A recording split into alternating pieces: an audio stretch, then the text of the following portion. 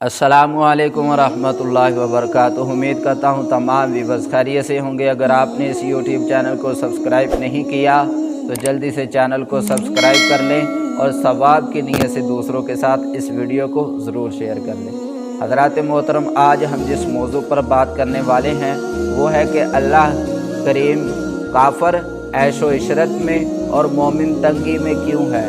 यानी काफ़र के पास मुसलमानों की मिकदार माल क्यों ज़्यादा है और मुसलमान के पास काफ़र की मिकदार माल क्यों कम है।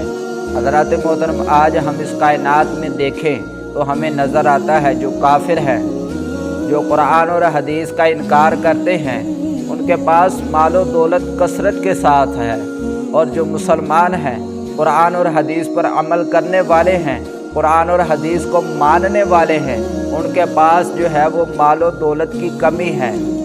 इसकी वजह क्या है, आइए कुरान पाक में जानते हैं कि अल्लाह ने इसकी क्या वजह बयान फरमाई। हज़रात मोहतरम, अल्लाह करीम ने सूरह ज़ुख़रुफ़ आयत नंबर 33, 34 और 35 में इरशाद फरमाया कि अगर ऐसा ना होता कि सब लोग एक ही दीन पर हो जाए तो हम जो है वो रहमान के मुनकरों को, यानी अल्लाह का जो इनकार करते हैं, जो रहमान के मुनकर हैं, हम उनको इतना ज़्यादा माल अता करते कि वो अपने घरों की छतें भी चांदी की बनाते और अपनी सीढ़ियाँ भी चांदी की बनाते जिन पर वो चढ़ते। अल्लाहु अकबर। तो हज़रात मोहतरम, आगे इरशाद फरमाया ये दुनिया ही का सामान है, आखिरत तो परहेज़गारों के लिए है, यानी जो नेक अमल करते हैं, जो कुरान और हदीस पर चलते हैं, आखिरत उन लोगों के लिए है।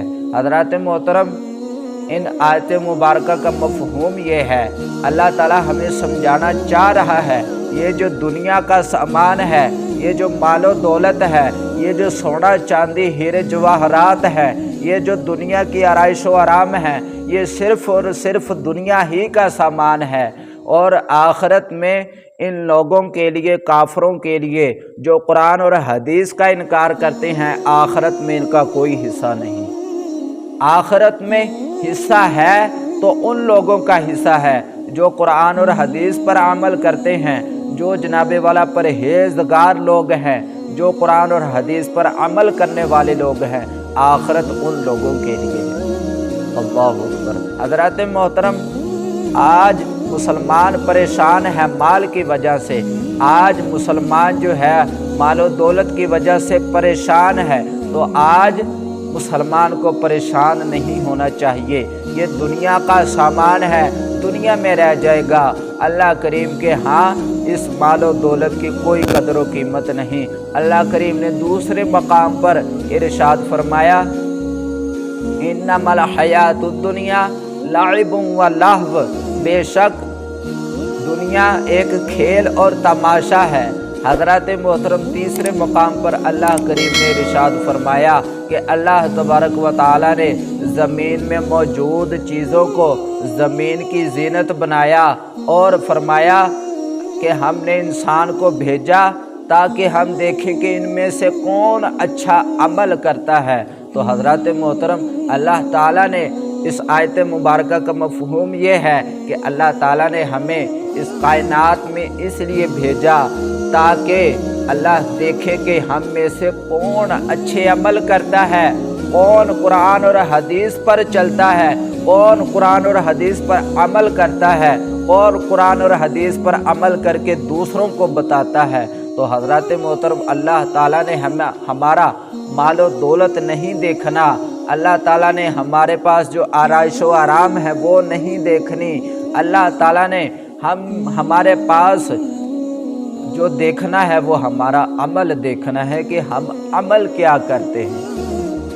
अल्लाहु अकबर। वो एक मर्तबा नबी करीम सल्लल्लाहु अलैहि वसल्लम अपने सहाबा के साथ बाहर तशरीफ़ ले गए। आपने देखा कि एक मुर्दा बकरी जो है वो बाज़ार में पड़ी हुई है।